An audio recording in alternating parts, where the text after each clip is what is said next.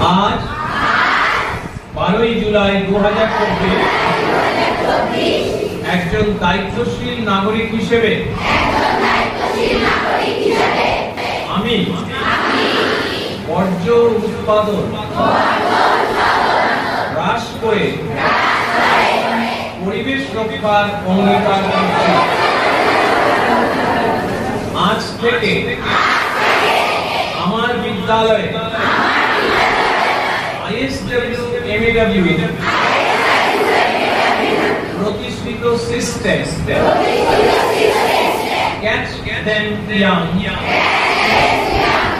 Zero Waste and Circular Economy in Campus এর অধীনে বর্জ্য ব্যবস্থাপনায় বর্জ্য ব্যবহার